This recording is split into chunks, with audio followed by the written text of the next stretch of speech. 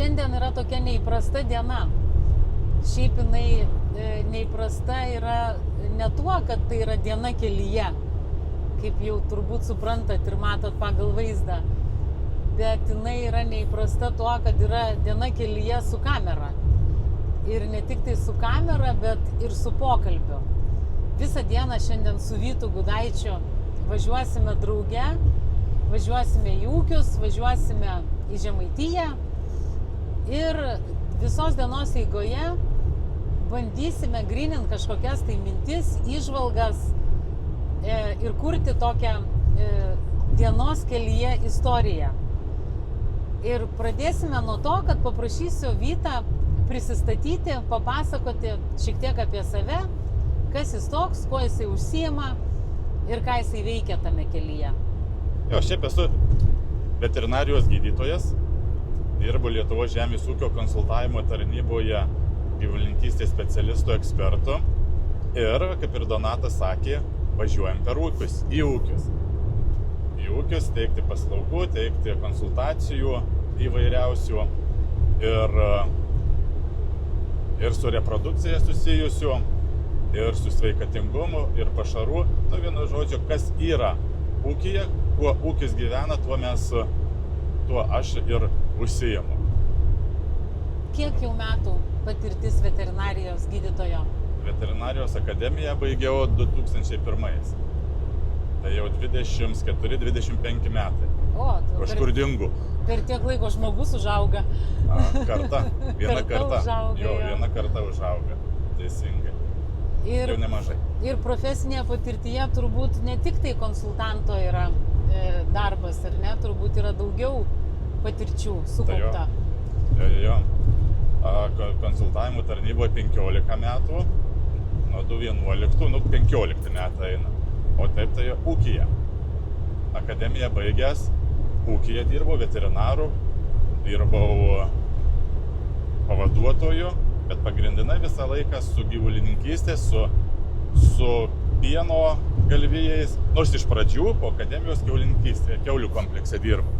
Pirma patirtis buvo su kiaulėmis, paskui jau atsirado galvijai. Ir galvijai iki šiol pagrindinai užima visą tą laiką. Tai va. O pradžioj 10 metų gamyba, tenai ir su Donata susipažinau, bendrovėje atvažiavo pasikalbėti, arbatos, kavos išgerti. Jo, mūsų jau ta pažintis yra netrumpa nuo gamybos, ar ne, ir abu kažkokią turim dalinai ir gamybinę patirtį ir dabar turbūt abu esam panašus tuo, kad konsultantais. Daug laiko skiriam konsultavimui ir abu esam įsimylėję karves. Kažkaip va. Jo, nukrito visi kiti gyvūnai, mano irgi karjeros pradžioj buvo šiek tiek kiaulių, bet trumpam kažkaip vis tiek tikrasis pašaukimas yra galvijai, karvės, nors aš irgi esu veterinarijos gydytojas, tačiau veterinarijos gydytojo profesijoje nedirbu, aš turiu abi profesijas, esu ir gyvulininkystės technologas, ir veterinarijos gydytojas, ir dar verslo vadyba prie viso to. Bet ką jūs šnekate? Aš irgi gyvulininkystės technologas, mano magistras yra. Mes abidvi turim profesijas. Mes esam gyvulininkai pagal abi profesijas. Kiek tų profesijų yra gyvulininkystės, tiek mes jų turim. Taip. Ir tų patirčių taip pat esam ir gamyba, ir mokymas, ir mokslas, ir konsultavimas ir taip toliau. Tai va, mums labai yra smagu kartu toj mašinoje važiuoti, mes tikrai turime daug temų ir galvoju, kad tas temas taip po truputį vystydami mes sugebėsime kažkuo ir pasidalinti ir vienas kitą praturtinti ir galbūt būti įdomus ir kitam žiūrovui dar, iš šalies žiūrinčiam mus.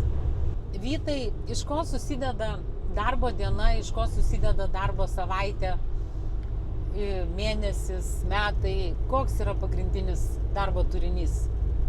Bendravimas su žmonėm, bendravimas, buvimas prie karvės ir įvairiausių situacijų, įvairiausių iššūkių, linksmesnių, liūdnesnių sprendimas. Ir čia visą laiką, ar tai yra pirmadienis, ar tai yra šeštadienis, visą laiką jų yra. ar tai skambutis, ar tas jau kontaktinis vizitas, viską tai visą laiką ir vyksta. Tai ta prasme dirbi kaip veterinarijos gydytojas, galima paskambinti, galima išsikviesti, ar... Taip, ir jo, sakykime taip, tų brūkšnelių gali būti daug. Veterinarijos gydytojas brūkšnelis, konsultantas brūkšnelis, ligų diagnozuotojas brūkšnelis, gyvulių vertintojas brūkšnelis. Daug galima čia vardinti. Labai daug skirtingų vaidmenų. Taip, jo, daug veiklų, dėl to ir įdomu. Dėl to ir įdomu ir konsultavimo tarnyboje būti, kadangi ne vien tik tai veterinarinis darbas yra, bet ir yra tas toksai mokomasis, kuomet savo patirtimi galima pasidalinti per seminarus, per mokymus, per pasikalbėjimus su ūkininkais, su klientais, su bendrovių atstovais, specialistais. Tas labai yra įdomus, nes duodi, bet kartu ir gauni iš jų daug. Tai ta tokia gyva patirtis, vaikščiojanti iš vienų lūpų į kitas, yra nuostabus dalykas. Kuomet dirbi vien tik tai fermos darbą, vien tik tai prie gyvulių, vien tik tai diagnozuodamas, viskas yra tvarkoj. Bet ateina ta riba, kuomet gal per kamerą negalima sakyti, bet gal ir vėl tas pats mėšlas. Ir vėl tas 150 karvių pražiūrėti. Viską, kas, Bet kai tu žinai, kad ketvirtadienį važiuosi su Donatu, jau kažkas naujo. O tai pagrindinė veikla yra reprodukcija, tyrimas, ar kažkas, ūkių kažkokių tam tikras ūkių sąrašas, kurie yra lankomi kiekvieną mėnesį? Jo, yra sąrašas, yra krepšelis, kur kas mėnesį reikia tais reprodukcinius reikalus pasižiūrėti. Kas susėklinta, kas nerujoja, kodėl nerujoja, kodėl daug kartų sėklinas, ir tai yra nuolatinis darbas. Ir kas 4 savaitės ir važiuoja, ir analizuoja. Aišku, prie to dar atsiranda ir kitos paslaugos. Tai sveikatingumo įvertinimo, kraujo tyrimai. Viską, šiandien matysime. Aš manau, kad matysime. Mes čia su tokia labai didelė mašina važiuojam, tai aš įsivaizduoju, kad tai mašina yra daugiau reikalų. Jo, tikrai taip. O kokių čia reikalų yra mums už nugaros toj mašinai? Reikalų yra ir pašarų analizatorius, kur ūkyje pašarus įsitiriama. Yra kraujo biocheminis analizatorius, kur irgi ūkyje, arba jeigu daugiau mėginių paimi, tai kelyje, namuose, ofise ir išsitiriam. Ir toksai krepšelis atvažiavus į ūkį ir susidaro reprodukcija ir visa kita. Supratau. Tai čia, kaip aš suprantu, ūkininkai turi sutartį su konsultavimo tarnyba, ar ne? Kad jie bus lankyti kiekvieną mėnesį ir jiems bus atliktos kažkokios tai paslaugos ir pakonsultavimas. Jo, ir yra ir sutartiniai, yra ir nesutartiniai klientai, tenai, kur, sakykime, mes važiuojame. Nuolat viską apie tai važiuojam pagal tą sutarimą, tenai paskui sąskaitos išrašomos ir viskas. Yra ir sutartiniai, kur jau apsirašome, ko reikia, kokias paslaugas atliksime, kokio dažnumo atliksime, viską tai įvairiai dirbame. Šitos paslaugos ūkiam yra mokamos? Jie užmoka už tas paslaugas? Taip, yra mokamos. Aišku, yra dar ir valstybės remiamų programų, kuomet, sakykime, mes konsultavimo tarnybos darbuotojai pateikiamos paraiškos, viską ir tam tikra dalis tų išlaidų kompensuoja. Bet čia nedidelė dalis jau yra. Ankstesnis kompensavimas jisai buvo didesnis iš biudžeto. Dabar jau tas dalis vis mažėja, bet vis tiek yra, viskas yra tvarkoj ir ūkiams tai yra tam tikras ir palengvinimas, ir paskata naudotis paslaugom, naudotis, sakykime, kažką tai naujo įsinešti į savo ūkį. Ar tai ligų diagnostikoje, ar bandos valdymo, ar produkcijos valdyme. Kas yra tipinis Vytai tavo Jo. klientas ar kaip pasakyti, pacientas, šeimos ūkis. Šeimos ūkis yra. Šeimos ūkis, sakykime taip, gali būti net ir yra, ne tai, kad gali, bet ir yra. Šeimos ūkis yra nuo 2 karvių iki 300. Jo, 350 karvių. Supratau, tai pakankamai platus toksai spektras. Ir jeigu, pavyzdžiui, taip dabar paklausčiau, kokia maždaug tavo struktūra yra klientų, tarkim, kas sudaro didžiąją dalį, tie didieji ūkiai, ar tie mažiausi ūkiai, ar tie vidutiniai ūkiai? Vidutiniai, sakykime, jeigu taip, nuo 50 iki 100 karvių. Nuo 50 iki 150 karvių, va čia yra tas didžiausias klientų segmentas. Taip. Nuo 1 iki 3 robotų. Taip, jeigu tai vertinant, teisingai. O daug robotizuotų ūkių yra tame tarpe? Taip, yra. Ir labai smagu pas juos, nes pas juos gyvulių, karvių psichika truputėlį kitokia yra. Lengviau susikalbėti.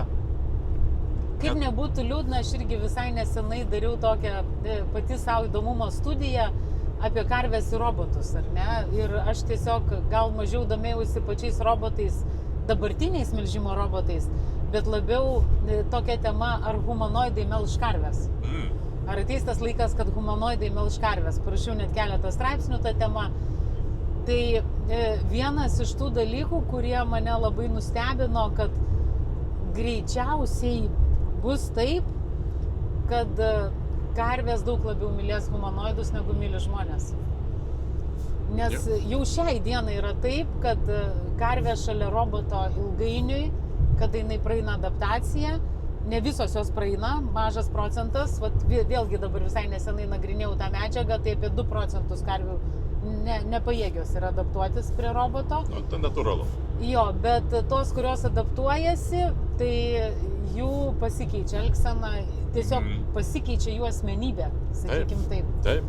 Jo, ir karviai robotas, jisai yra geresnis draugas negu žmogus. Jo. Kaip nebūtų liūdna, tai jeigu ateis tas laikas, kad humanoidai šers ir melš ir veterinarijos gydytojai bus humanoidai, ar ne, manykim, dar kažkas, tai pagal tai, kas vystosi. Nebus, veterinarais nebus. Juokauju, sunku pasakyti. Aš tai kažkaip galvoju, kad mane humanoidas galėtų pakeisti mano darbuose. Bet, aš nesu veterinarijos gydytojas ir aš nedirbu to darbo kasdienybėj, bet tai, ką aš darau gyvenime, tai nematau didelio sudėtingumo, kad negalėtų manęs pakeisti robotas. Bet visais atvejais, žodžiu, karvė matys geresni laikai. Kuo daugiau bus robotų, kuo daugiau bus robotizacijos ir automatizacijos, tuo karvės bus ramesnės ir laimingesnės. Taip, aš ir taip galvoju. Aišku, vėlgi visokių žmonių yra. Tam tikrų žmonių tikrai nepakeis joksai robotas tą jausmą, ką žmogus jaučia gyvūnui. Nemanau, kad dirbtiškai galima padaryti. Čia ateina iš giliau. Ir gyvulys tą labai jaučia. Bet tuo iš giliau ateinančių jausmų pas žmonės, ne visą laiką yra arba darbai, rutina, bėdos, dar kažkas, tai ant tiek užgožia ir neišeina į išorę. Tai robotų ir humanoidų tema. Atėjo mums robotų ir humanoidų tema. Ir jau pagal dabartinę Vyto patirtį robotiniuose ūkiuose karvės yra ramesnis. Nes aš ne vieną klientą turiu, kuris melžė vienokio ar kitokio tipo aikštelėje ir paskui perėjo į robotinį melžimą.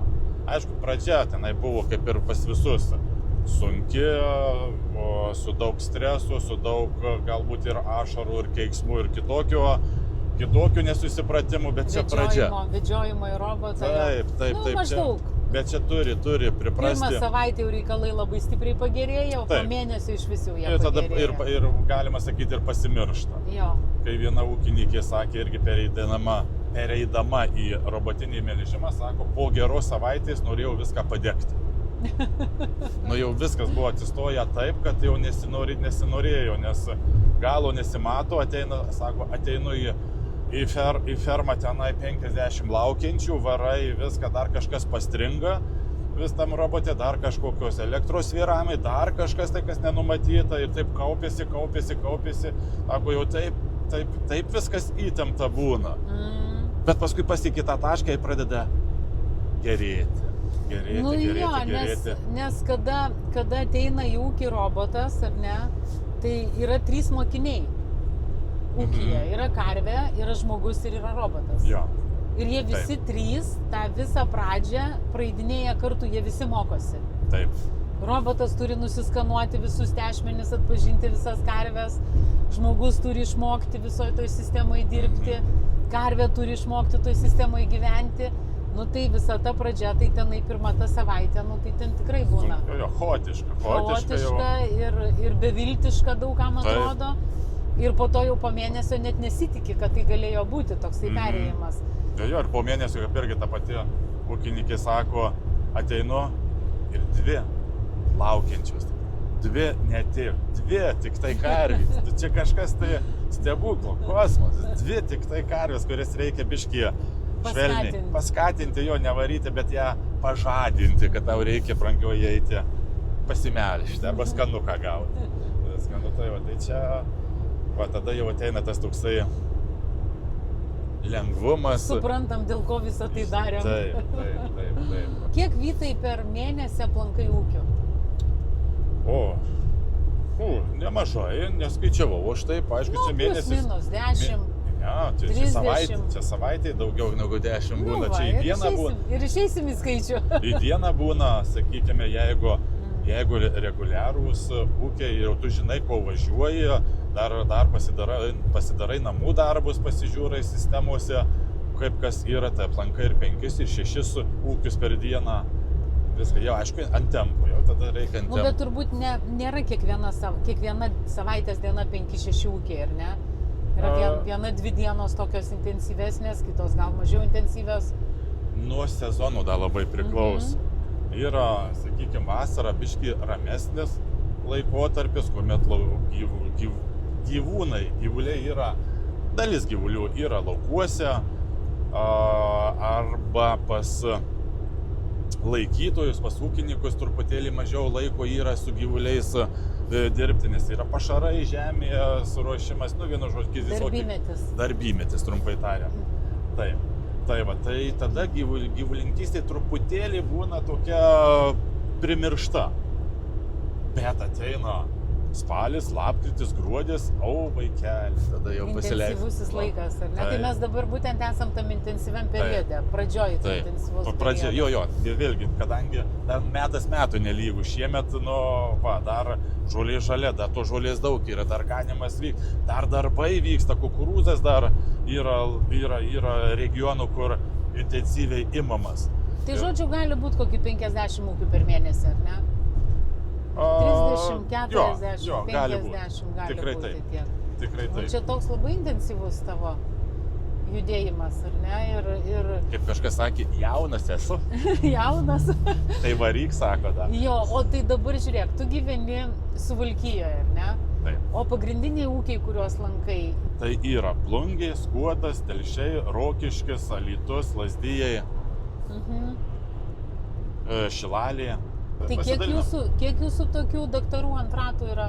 Konsultavimo tarnyboje jau mes dviesi. Aš ir Vidas. 2 daktarai ant ratų. Tikrai taip.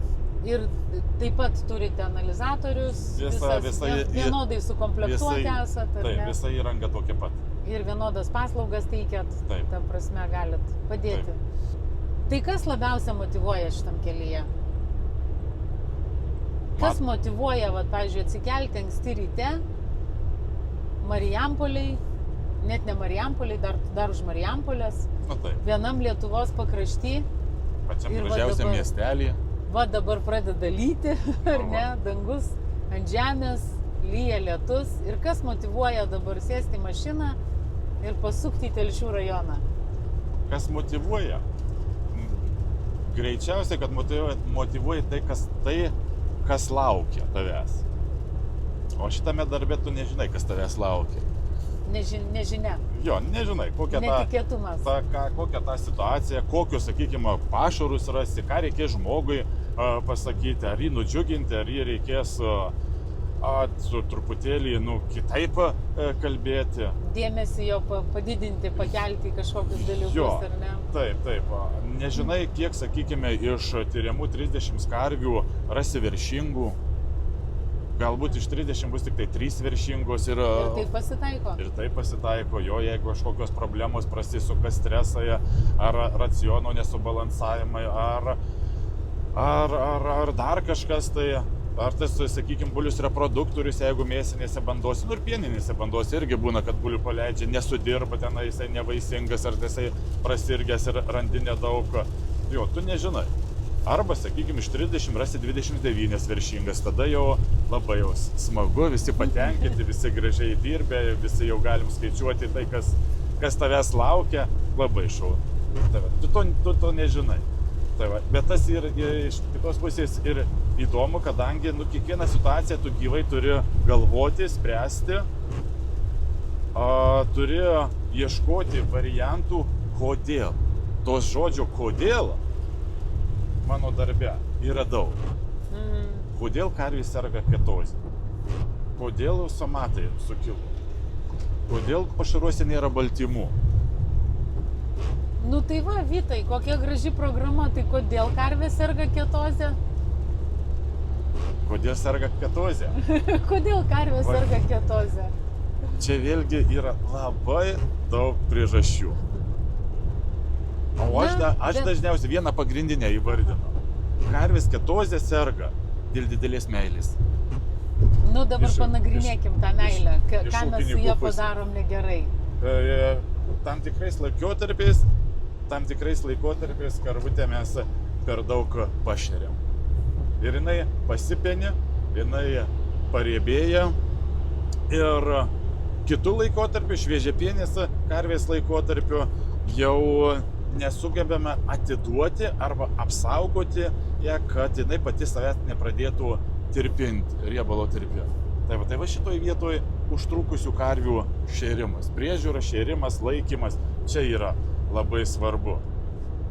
Ir kaip ūkiuose kituose pasakai, duokime joms, aišku, subalansuotą racioną. Visą laiką reikia suskaičiuoti, kiek reikia, bet paduokime jom gerų šiaudų, kad jos neaugintų to daug riebalo. Paduokime sveiką tą racioną, kad jos pasiruoštų tinkamai būsimai laktacijai. Kaip sako, šiaudų, bet jos bus nepatenkintos, jos nevalgys, nenorės. Čia vadinu tai meilė. Jie rūpinasi, bet per daug truputėlį, tokio va. Žodžiu, ketozė yra meilės liga. Tikrai taip. Per didelės meilės liga. Kokie ten dar buvo, kodėl? Kodėl pašaruose trūksta baltymo? Jo, dažnai. Tikrai dažnai va šitas dalykas ir galvojam, ir svarstome. Dažnai nurašome ant gamtos. Čia turime omeny savos gamybos pašarus. Taip, šienai. Jo, šienai. Į kombinuotą pašarą tai čia pridėti didelio meno nereikia, tik tai pinigų. Ir viskas. Tai va, šienai. Lyg tai va, tas žolynas pusė bėdos, lyg tai, kaip sako, ir laiku nupjovėme tenai, sako, per antaninės. Sako, kada? Sako, per antaninės. Sako, kelintą? Tai pirmą. Pirmą žolę per antaninės. Antaninės yra birželio 13, jeigu neklystu, ar ne? Taip. Ir nupjovėm pirmą žolę, nes palaukiam, kad būtų daugiau. Taip, sakau, klausiu, sakau, tai kodėl anksčiau nepjovė? Sako, įvaikščio, kad sako, tie peliukai, kirstukai bėgioja matosi, tai žolės nėra. Tai va, ir tada ir negauni tos, kiek įgauni, bet kokybės negauni. Ir pradedė žmonėm aiškinti, bet vėlgi, visokių tokių psichologinių momentų atsiranda. Bet sako, tu pagalvok, jeigu aš būčiau anksti nupjovęs, aš neturėčiau pašarų. Per mažai būtų kiekio. Per mažai, teisingai šneka, jo. Galbūt nepasigamintų. Ta gerą pašarą karvutės jos greitai suvalgytų. Ir ką tada? Akytėm klap, nėra. Viską, o sako, dabar aš pasigaminu daug. Jisai galbūt nekokybiškas, bet iki kito pavasario da gyvensiu. Tai pagrindinis dalykas, kodėl yra per mažai baltymo savos gamybos žoliniam pašare, tai yra tai, kad tiesiog nelaiku jisai paimtas. Vienas iš nuo pagrindinių. lauko. Vienas iš pagrindinių. Aišku, botaninis sudėtis yra svarbu. Ir jeigu tenai bus varpinė vyraujančios žolės, motijukas, eraičins, vidrį, miglį ir visos kitos, nebus to. Nebus baltymo. Neįmanoma, kad tenai būtų daug. Bet aišku, vėlgi, jeigu laiku dar paimta, tai kažkiek tai bus. Tai turi būti ir atitinkamas procentas ir baltyminių žolių. Liucernos, dobilo, viskas valio ir tada gaunasi ir baltymas, ir energija, ir ląsteliena, ir virškinamumas geras. Įsitariam pašarą, matome, jisai tikrai turi gerus rodiklius. Pienas nebėga. Arba nevalgo. Ir paskui giliau pradedi analizuoti, to pašaro virškinamumas, organinės medžiagos virškinamumas atsistoja ant tik tai 55 procentai, 60. Kai siektinas rodiklis yra kažkur apie 80 procentų. Kodėl taip atsitinka? Ta pirma priežastis. Per vėlai nupjauta. Ta pati priežastis. Taip. Norėjom kiekio, paaukojom kokybę. Taip. Tai šitoj vietoj. Dabar jau šiaip jau smagu. Aš, sakykime, kai pradėjau dirbti konsultavime, tai daug vyko diskusija, kada reikia pjauti, kaip pjauti. Čia didelis darbas. Dabar jau žmonės tikrai ir po pasaulį pavažinėja, ir firmų konsultantai tvarkingai kalba, kad reikia anksti pjauti. Ir šių metų toksai irgi pastebėjimas iš Vokietijos, man atrodo, buvo atvažiavę konsultantai, sako, jūs pjaukite vieną kartą į mėnesį. Pradėjote gegužės 20, antrą darykite birželio 20, trečią pjovimą Liepos 20 ir pamatysite, kaip gerai. Ir keliuose ūkiuose va taip, daugmaž šiemet taip gausi, kad į mėnesį vieną kartą pjovėsi. Pasaka. Šiemet yra daug žolės, daug drėgmės, daug žolės, ar ne? Ir savo skuti vieną kartą per mėnesį. Bet visą laiką tu gali pjauti 50 cm aukščio žolę, arba jeigu nėra tų drėgmės, pjausi 28 cm. Bet ją reikia pjauti, nes pas augalą yra užprogramuota.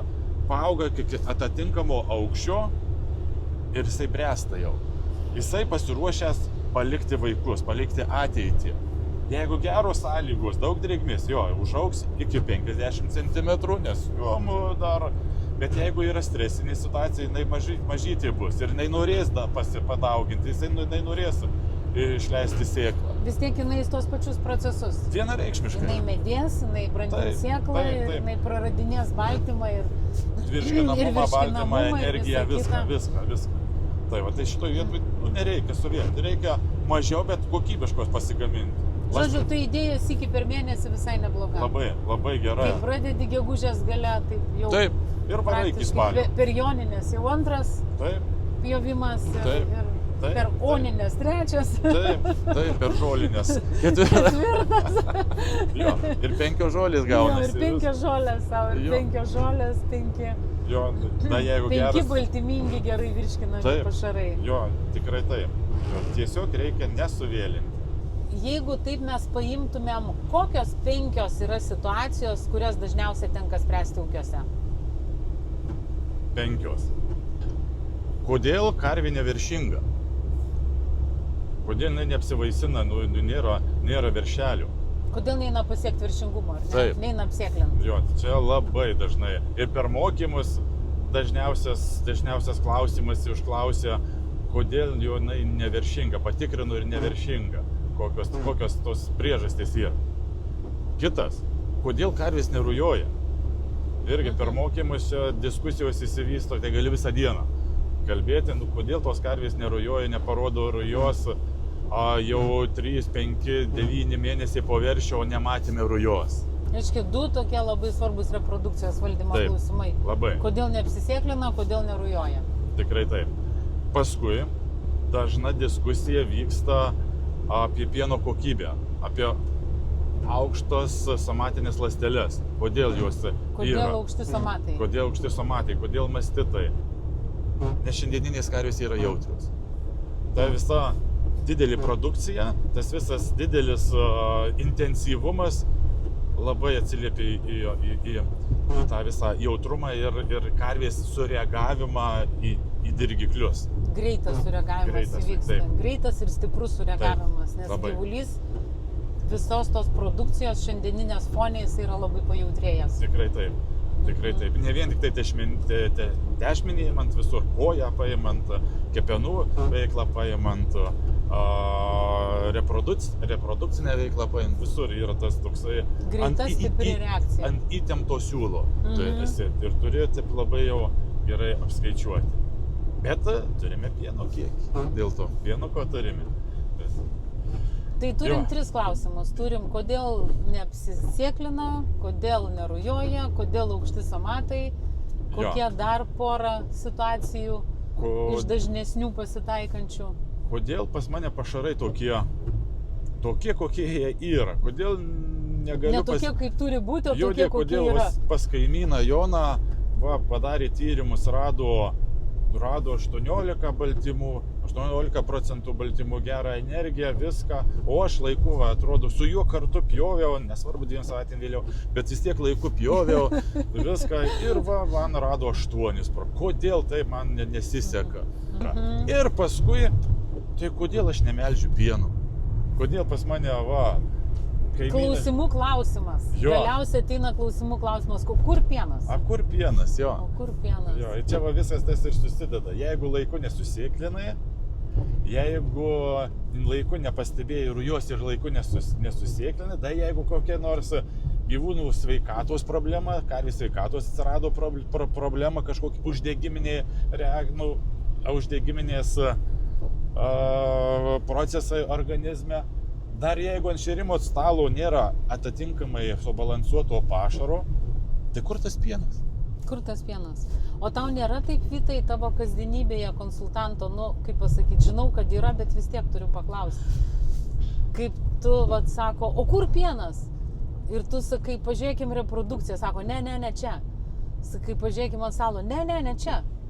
Pažiūrėkim ten, ne, čia. Kur tu be pasakytum, kaip konsultantas, nurodytum vietą ir paprašytum pasigilinti tą vietą, sako, ne čia. Jisai žino, kad ūkininkas dažniausiai, kad ne čia yra problema. Aha. Kur problema nežino, pasakyk, kur problema. Bet tu pasakai kokias 5-6 vietas ir jisai sako, ne čia. Jo, Ne čia. dabar šitas dalykas, sakykime, anksčiau labai, buvo toks stipresnis, kad dabar ant ko yra lengva, yra tyrimai. Nieko nereikia galvoti. Geriau pasiremti skaičiais tiesiog. Vienareikšmiškai. Padarai pašarą ir viskas. Yra čekutis, yra protokolas. Žiūrom. Va čia yra problema. Ir jau čia ne tai, kad ne iš ragavimo, ne iš struktūros. Viską. Skaičiai yra. Bet, pavyzdžiui, ar nesusiduri su tokiu dalyku, ar ne, kad dažniausiai būna, ta priežastis jinai būna tokia kompleksinė. Taip. Ir dažniausiai būna ir čia, ir visose vietose, kur tu matai, ir kur galbūt pats ūkininkas nujaučia. Ir dažnai būna taip, kad tu sprendi, tarkim, 3 vietas, o priežastis yra 5 vietose, bet kol tu visų 5 neišsprendi ir tas pienas neteina. Taip, jo. Reikia Nes atrodo, viską tą atrasti. skaičių padarėm gerą, ir tą padarėm gerą, ir vis dar to pieno nėra, ir vis dar to pieno nėra. Taip. Tarsi kaip rašoma knyga, ar ne? Kol nepadarysi visų darbų, knyga neatsiras knyginė lentynoje, ar ne? Tikrai taip. Turi ir redaktorius pabaigti darbą, ir surišėjas turi pabaigti darbą, ir iliustratorius, kad tas galutinis projektas. Ir aš pieno ūkiuose irgi pastebiu dažnai tą patį, kad tu darai vieną dalyką po kito ir to tokio didelio ženklaus pagerėjimo iš karto nėra. Jisai ateina kompleksiškai, kada jau prasisprendžia didžioji priežasčių dalis. Taip, tikrai taip. Viena bėda nevaikšto. Jų daug yra ir jas reikia Išgnaibyti. išsirūšiuoti, atrasti, identifikuoti, klasifikuoti, kas pirmiau reikia spręsti, ką galim spręsti, ką galim spręsti, kas bus sprendžiama tik tai kitam sezone. Pašarai, Taip, pavyzdžiui, pašarų jo, kokybė. pašarai, viską. Arba, sakykime, ta reprodukcija irgi reikia, tai yra labai imlus laikas, jeigu mes susivėlinom, grįžti arba atsistoti į tinkamas vėžes, vienas ciklas turi prasisukti. Taip, visos karvės turi praeiti užtrukinimo Taip. laikotarpį, kad tu galėtum bando jau kažką Taip, skaičiuoti. ciklas. Viskas čia. Bet būna labai smagu, kai išgirsta, pradeda daryti ir atsiranda tam tikras rezultatas. Atsiranda truputėlį kitokie klausimai, ne kodėl pieno nėra, bet kaip geriau padaryti, sakykime, tam tikrą, sakykime, kada geriau karvę pasėklinti, sakykime. Bet tu čia labai, Vytai, paėmei dabar esminį lūžį, vadybinį tokį ir psichologinį, kada klausimas iš kodėl pereina į klausimą kaip. Jo. Nes klausimas kodėl, jisai dažniausiai būna toksai su nusivylimo charakteriu. Jisai toks su neviltim, su nepasitenkinimu, kodėl taip yra, kodėl man taip atsitinka, kodėl jos neduoda pieno, kodėl jos nesisėklina, kodėl, ar ne? O kada jisai pakeičia charakterį ir kada jisai transformuojasi į klausimą kaip? Kaip man ją susėklinti? Jo. Ką man padaryti? Kaip man daryti, kad būtų pieno? Kaip man, ką? Kaip? Kokiu būdu, ar ne? Va tada prasideda tikrasis judėjimas. Taip. Jo, ir tada jau smagu. Jo, smagu. Ir tada jau galima dirbti. Ne visi variantai pasiteisina ūkius. Vienam gali pasiteisinti priimtas sprendimas, bet kai tas yra tinkamas grįžtamas ryšys, paskambina, sako, žinai, kažkodėl neveikia. Gal darome kitaip. O, atsiranda jau mąstymas iš tenai, gal darom kitaip. Davai. O ką dar galim būtų pabandyti? Jo, bandom dar kitaip ir viskas. Tu atrandi tų variantų tinkamų konkrečiam ūkyje, kaip reikia padaryti, kad tenai būtų geriau. Tai gal mes dabar ir palikim tos klausimus, kodėl praeitį, ar ne? Truputį, aišku, paliesim tas priežastis, nes priežastis, kodėl jisai gali būti klausimas iš nevilties, o gali būti norint suprasti priežastį, ar ne? Bet galbūt ir transformuokim taip, tai ką reikia daryti, kaip reikia daryti, kad ją apsėklinti? Paprastas dalykas. Sėklinti. Bet tai kaip sėklinti? Kas savaitę ateiti ir sėklinti? Pirmadieniais sėklinti kiekvieną pirmadienį? Kas 20 dienų geriau. Kas savaitę gal ne. Jo, čia vėlgi, kaip ją apsėklinti. Čia vėlgi yra visas kompleksas. Taip vieno tokio pasakymo nebus. Nėra. Sakykime, čia vėl nuo bandos produktyvumo labai priklauso nuo bandos pašarų bazės, labai priklauso nuo bandos valdymo sistemos, kokia jinai yra ar jos visiškai nėra. Kas stebi rujas, kaip tiksliai pastebi. Kada sėklintojas, gal sėklintojo čia nereikia kišti, jie dažniausiai viską gerai padaro, tik tai turi karvė būti sveika. Sėklintojai sakoma 5%, jeigu jisai normalus patyręs sėklintojas yra. Aišku, jeigu jisai yra visiškai nenusimanantis, tai 100% nesėkmės yra pas jį. Bet jeigu tai yra žmogus dirbantis jau bent keli metai, ar ne, ir ieškoti sėklintojų priežasties yra truputį klaidingas kelias. Taip, aš irgi. Dažniausiai pas jį būna 5%, o pas karvę 95%. Taip, aš visai jau irgi per pasikalbėjimą su ūkininkais irgi akcentuoju, kad čia nesėklintojų. Dažniausiai nesėklintojo problema. Neskubėkim keisti sėklintojo, neskubėkim keisti spermos tiekėjo, taip, nes prailginsim savo paieškų laiką. Tikrai taip. Aišku, žmonėm dažniausiai atrodo problema yra tenai, už ką tu moki pinigus. Kur lengviausia išspręsti. Pakeisiu sėklintoją, pakeisiu spermos tiekėją ir viskas bus gerai. Taip. Ne, sugaiši laiką ir būsi ten pats prie tos pačios suskilusios geldos. Tikrai taip. Gal pašaruose yra mikotoksinai, kurie turi didelę reikšmę apvaisinimui, mikroaborto atsiradimui. Gal čia reikia prasiaiškinti, pasižiūrėti. Kaip reikia atskirti, Vytai, va dabar labai duokim gerą tokią įžvalgą. Kaip reikia atskirti, ar jinai nesusisėklina, ar jinai susisėklina ir įvyksta mikroabortas?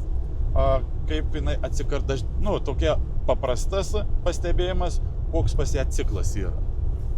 Ar jinai kas 18-20 dienų rujoja, ar kažkaip tai atsirado, ką man dažnai irgi pasako, čia kažkokia nesąmonė, 27-28 dienos praėjo po sėklėm, jinai atsirujojo. Tai ką tai galėtų reikšti? Jeigu praėjo daugiau kaip ciklas, ar ne? Jeigu Jo. praėjo daugiau, tarkim, kaip 24 dienos, ar ne? Tarkim. Jo. 24 dienos, 25 ir daugiau, bet necikliškai, tai ką tai galėtų reikšti? Kad turime problemą pašaruose. Kad jinai įvyko galbūt ne vien tik tai pašaruose. Bet ta prasme, apvaisinimas buvo. Buvo apvaisinimas. Greičiausia apvaisinimas buvo ir įvyko mikroabortas. Ir ankstyvasis abortas Jo. įvyko, ar ne? Ankstyvasis abortas. Tos prisitvirtinimo, placentacijos fazėj tiesiog neįvyko. Taip, ne? Prisikabinimas embriono prie gimdos sienelės, jisai apvaisintas, atėjo į gimdą ir žuvo. Ir žuvo. Nesiplacentavo. Ir žuvo. Tai ciklas, jisai pasako mums pakankamai daug dalykų, ar ne? Jeigu ciklas yra savalaikis, reiškia, galim daryti prielaidą, kad apvaisinimas neįvyko. Jeigu ciklas yra ilgesnis, galime daryti prielaidą, kad jisai apvaisinimas buvo įvykęs ir įvyko vaisiaus žūtis. O jeigu ciklas yra trumpesnis, kas tada? Jeigu, pavyzdžiui, ciklas nesiekia 17 dienų, 18 dienų, o ciklas kartojasi, tarkim, kas savaitę, kas 9 dienas, kaip aš juokai sakiau, sėklinkim kiekvieną pirmadienį. Yra tokių karvių, viską. Ką tada reikėtų ieškoti? Jau čia yra hormonai. Jau čia hormonų disbalansas, jau čia yra tam tikrų hormonų padaugėjimas, kitų sumažėjimas. Galim turėti cistą. Būtent, jo folikulinės, tai yra dažniausiai folikulinės cistos. Aišku, šitą geriausiai iš to gali įtarti pagal anatom-fiziologinius tam tikrus požymius. Ir gali įtarti, kad jinai savyje turi cistą kiaušidėje, matosi šitas dalykas, bet geriausiai rektaliai pasižiūrėti, ar tai apsičiupinėti ranką paprasčiausiai tą kiaušidę, ar tai ultragarsu jau pamatyti ant ekrano, kuo puikiausiai išvešėjusią 4, 5, 7 cm skersmens folikulinę cistą. Ir paskui atitinkamas gydymas. Gydymas su hormonais ir viskas įsisprendžia. Dažniausiai įsisprendžia. 100% gydymo nėra. Čia ne vienas vaistas nepadarys, ne vienas hormonas, sakykime, jeigu prie šitos problemos kalbant, nepadarys to stebuklo ir 100% taukš ir pasidaryti. Ne. Čia mes puikiai peržvelgiam ciklo reikalus, bet turbūt neapsivaisinimo klausime mes neturėtumėm sustoti vien tik tai čia, ar ne? Cikle. Tikrai taip. Kaip taip maždaug taip priežastis paskirstytum nuo svarbiausių link nesvarbiausių neapsivaisinimo priežastis? Jau nutarėm, kad sėklintojui atiduosim 5% sėkmės, karviai 95% sėkmės. Pagal ciklą jau galim maždaug žiūrėti, kas įvyko. Ar neapsivaisinimas, ar hormonai pas mus išbalansuoti yra, ar embrioninį mirtingumą turi, mikroabortus.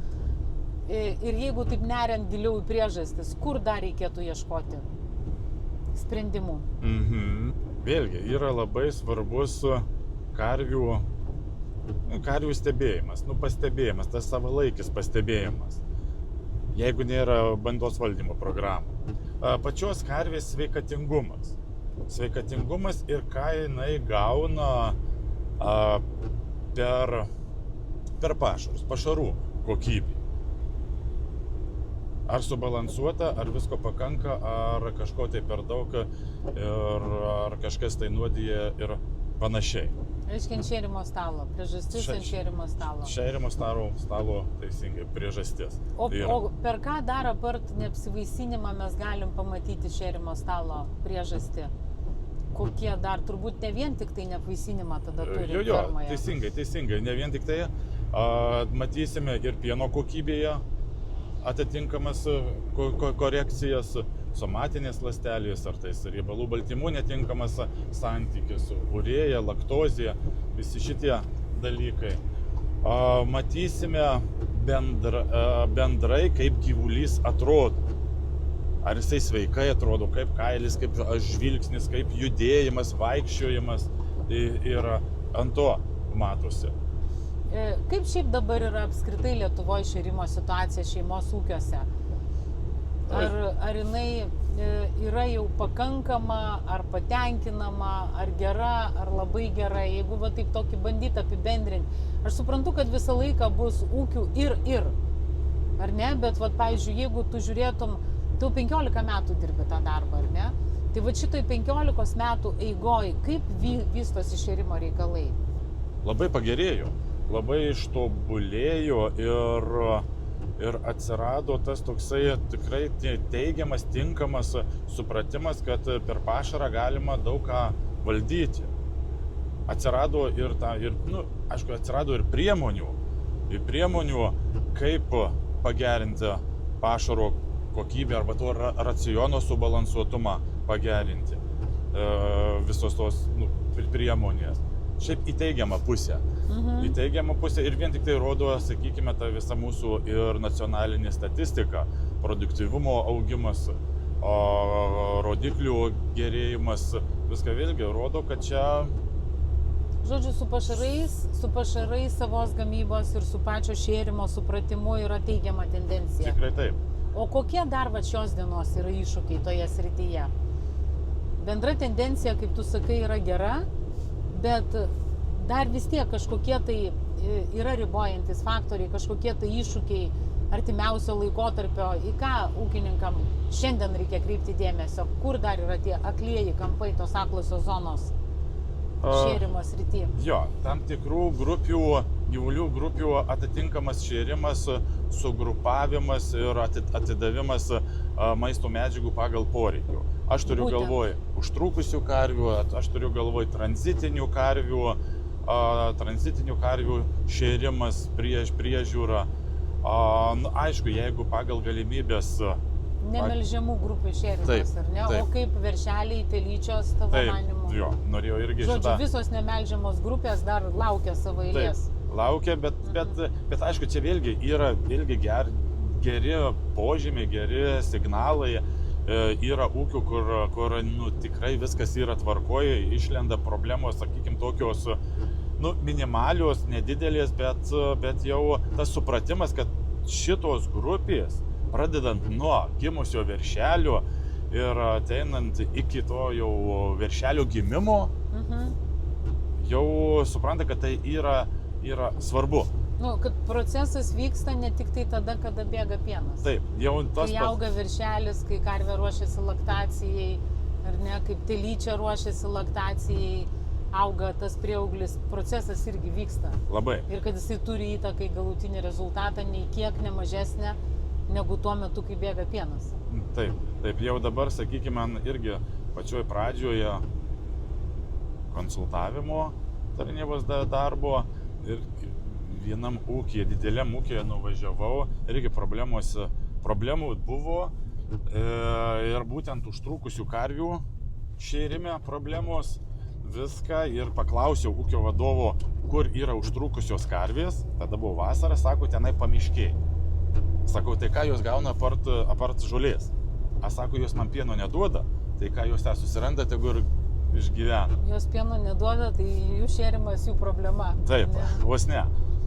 Tai va, tai toksai, dabar jau aš to neišgirstu, jau tikrai pasikeitė tas mąstymas, vėlgi praėjo tų daug ir užsienio konsultantų atvažiavusių ir baksnojo, kad va čia turime mes problemą ir aiškino, ką jom reikia paduoti, kokiais kiekiais paduoti, kaip tą vietą valdyti, kokių pašarų pasigaminti. Čia praėjo tas kelias. Dar yra tas toksai truputį, aš irgi su tuo dar šiek tiek susiduriu, kad jau tikrai situacija labai gerėja su užtrukusiom karvėm ir visom nemelžiamom grupėm, tačiau dar kažkodėl, pavyzdžiui, apeinam jas, kada reikia valdyti, tarkim, karščio stresą, ar ne?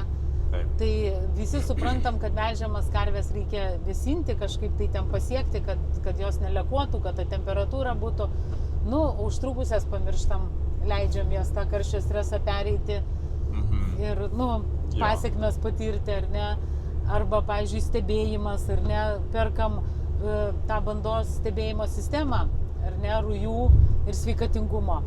Pataupom ant daviklių, sudedam melžiamom, užtrukusiam nuimam, nestebim jų, ar ne, nežiūrim, kaip jinai ateis įveršiavimas ir taip toliau. Tai yra vis dar, kaip pasakyti, jinai iki princesės vietos dar neužsitarnavo užtrukusi karvė. Jau jinai artėja, jau iš pelenės vietos pajudėjo, bet į princesės vietą dar netėjo, nors realiai tai čia yra absoliuti fermos princesė. Taip. Absoliuti. Ir jinai turi būti aptarnauta pirmoje eilėje, užtrukusi karvė kaip princesė. Taip. O ne kaip pelenė. Jo. Be jokių žirnių tenai po paklodę. Po paklodę, jo. Tai va. Ką dar mums reikėtų žiūrėti? Kodėl jinai? Stresas. Stresas, jo, čia. O stresas tai yra kas? Tai labai toks bendrinis žodis, stresas.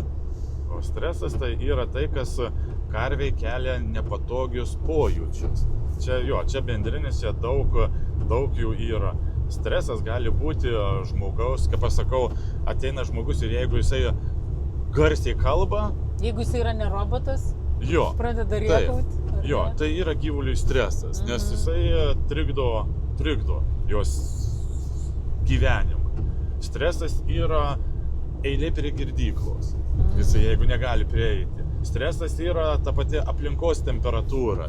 Ir tai yra labai didelį, kaip dabar šiemet vasaros neturėjom tokios karštos. Ir karščio streso neturėjom praktiškai, labai mažai turėjom. Mažai. Į rudenį. Buvo, nes dėl ko aš sakau, kad buvo, nes aš tam tikrų laikotarpio atradau nemažai įvykusių mikroabortų, kuomet tikrini ultragarsu. Kuriuo laiku čia buvo? Kurį mėnesį čia? Rugpjūčio. Vasaros pabaigoje. Jo, rugpjūtį buvo. Yra embrionas, bet jisai jau nebegyvas, jau širdelės tuk jau nėra, jau viskas. Jisai įvykęs prieš kelias dienas, viską ir jau karvė ruošiasi įsivalyti. Tai po, sakykime, 1,5 mėnesio, dydžio mėnesio. Ne taip kaip ankstesniais metais, ne. Kaip prasidėdavo gegužės pabaigoje arba birželį ir tuodavo apie 6 savaitės. Taip, nes vien tik tai aš matau pagal apvaisinimą, kaip Liepos mėnesio sėklinimus tikrinę pas žmonės ir nerasdavo viršingų. Aišku, nedidelis skaičius būdavo ir sėklintų, bet nėra. Šiemet, nuostabus rodiklis, nuostabus rezultatai yra. Tikrai Liepa viršinga, rugpjūtis su tam tikrais niuansais, tam tikrų ūkių, bet irgi pakankamai geras. Tai šiemet patyrė to streso, karščio šilumos, bet ne ant tiek smarkiai. Žodžiu, 2025 metų vasara buvo puiki reprodukcinė vasara. Puiki reprodukcinė vasara, nes nebuvo karščio streso, aš irgi lygiai tą patį pastebiu ūkiuose. Ir jeigu žinokit, 2025 vasarą neturit apvaisinimo rodiklių, tai neturit po ko pasislėpti. Šitą vasarą neina pasislėpti po karščio streso. Reikia traukti tikrasias priežastis. Reikia kitur ieškoti. Reikia ieškoti kitur, ne karščio strese. Tai Vytai, kaip suprantu, dabar artėjam prie ūkio. Taip, artėjame prie pirmo ūkio. Ir kas tenai numatyta, kas ten mūsų laukia? Mūsų laukia tvartė paliktos pririštos karvutės, nepaleistos į lauką ganytis. Mes atliksime ultragarsinį tyrimą dėl veršingumo, katros karvutės veršingos, katros ne, įsiaiškysime. Paskui paimsime keletai karvių kraują dėl sveikatingumo, ar viskas gerai yra, ar nieko netrūksta. Tai čia toks kaip bandos monitoringas per keletą gyvulių. Taip, galima ir taip pasakyti, jo monitoringas, įsivertinimas, ar viskas tvarkoja, ar prieš žiemos sezoną nereikia kažką tai pagerinti, patobulinti racionuose ir Kokio maždaug dydžio šitas ūkis, į kurį mes dabar važiuojam? Tai yra šeimos ūkis, karvių apie 40 melžiamų yra, tai nedidelis tvarkingas ūkis. Aišku, su ganiava, kaip supratau, ne? Jisai turi ganiavą ir... Taip, jisai turi ganiavą. Ir šiandien tiesiog neišginė, laukia tyrimo. Jo, tai taip. O tai, Vytai, tu kas mėnesį šitą ūkį lankai ar kažkokiu kitokiu ritmu? Ne, kas mėnesį nereikia čia lankytis. Jie priėmė kitokį sprendimą. Važiuoju, kada jeigu kažkokia tai problema atsiranda, išlenda, kai reikia jau, sakykime taip, išsiaiškinti veršingumus, jau ateina momentas, kad reikia žinoti. Arba, kaip ir sakau, su sveikata, kai daugiau šviežiapienių yra, kraują prasitirti, kad subalansuoti racioną, kad jom tinkamą kiekį paduoti maisto medžiagų ir kad pieną gerai melžti. Tokiais. Tai nėra reguliarus ūkis, bet norintis tobulėti ūkis. Supratau. Aišku. Tai va, atlikom darbus pirmame ūkyje, smagiai labai pasidarbavom, pabendravom su šeimininkais. Kaip tavo įspūdis? Kaip supratau, tu tenai buvai nebuvęs keletą mėnesių, ar ne? Nuo pavasario. Nuo pavasario, prieš ganimą. Prieš ganevą buvai ir dabar pabaigoj ganevos, ar ne? Jo. Ir kaip tavo įspūdis? Mane labai maloniai nuteikė, kadangi didžioji dalis karvių veršingų radau. Vasaros sėklinimas, viską ir karvės veršingos yra labai nuostabu, labai gerai. Šį vasarą dėkinga karvėm. Kaip matome, iš šito rezultato tikrai taip. Ten tik tai, aš vaikščiau iš paskos ir stebėjau visą tą procesą, tai ten tik tai keletas gyvulių neviršingų ir praktiškai dauguma tų neviršingų sutampa su šeimininkės noru jas brokuoti. Ir brokuoti sutampa, ir jeigu jinai šviežiapienė, neseniai veršiavusi, ir tada nesėklinta, dėl to ir neviršinga, bet pas jas viskas tvarkinga. Tvarkoj ir tikrai susisėklis, tikrai viskas bus gerai. Ir mane labai irgi, man patiko, kuomet paėmėm šviežiapienėm karvėm kraują ir kepenų fermentai, kepenų rodikliai, viskas normos ribose didelių nuokrypių nėra. Tai vėlgi, tai rodo, kad užtrukimo laikotarpis pakankamai normaliai, reiškia, praėjo, tai rodo, kad šviežiapienių karvių pradžia buvo be didelių streso gyvulių. Viskas liuks. Išskyrus tai, kad mineralinė dalis truputėlį įsiplovusi, truputėlį trūkumo, radosi fosforo, bet kuomet yra tokia tendencija trūkumo, tai galima per pašarą pakoreguoti, didelės vėlgi bėdos nėra. Kai tu žinai, ko reikia, tai gali visą laiką įdėti. Kai tau parodo čekutis trūkumą, tu gali jį taisyti. Supratau. O dabar mūsų kelelis jau, matau, bando privesti link antro ūkio, ar ne? Ir kas mūsų laukia čia? Ar čia mes darysim tos pačius darbus, darysim tą pačią procedūrą kaip ir pirmame? Ir taip ir ne. Šitas ūkis yra truputėlį didesnis. Šitas ūkis yra jau su palaidom karvėm ir be ganimo sezono. Visą laiką tvartinis yra laikymas. Ir čia pagrindinai atliksime pašarų tyrimus, kadangi tai yra labai tvarkingas ūkis ir jų pašarų bazė yra įvairi, tvarkingai sudėta. Kiekvienas pjovimas, kiekvienas laukas yra atskiroj rietuvėje, atskiruose rulonuose sudėta ir reikės įsiaiškinti, kas kur yra. Katruos pašarus galima duoti melžiamom karvėm, katruos pašarus galima duoti užtrukusiom, prieaugliui, penėjimui.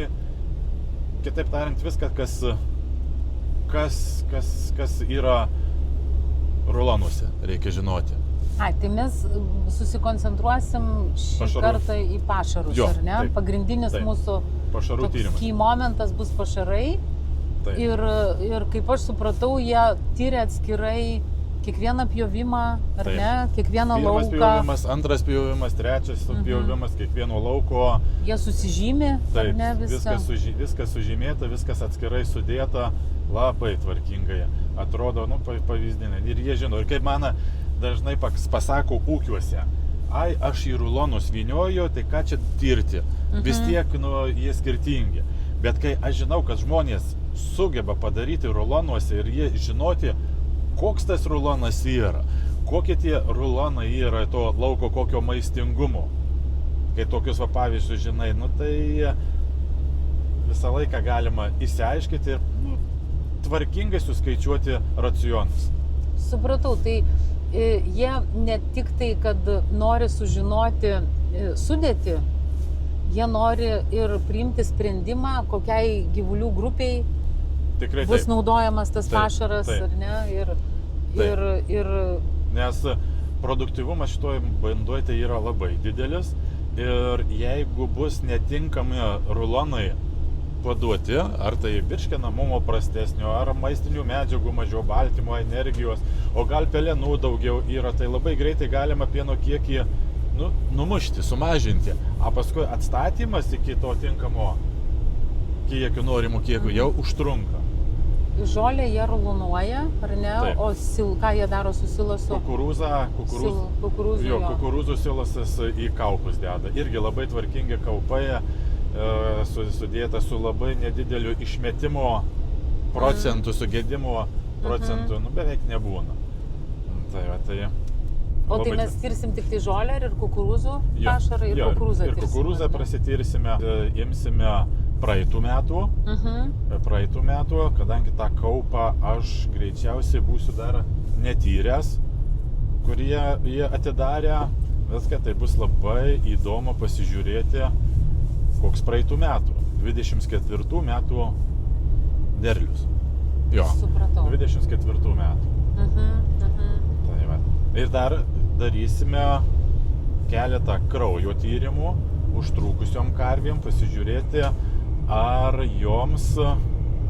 tai grupiai viskas tvarkoj, ar tos grupės gyvuliams pakanka maisto medžiagų ir kai mes kažkada kalbėjom, ar jos jaučiasi princesės.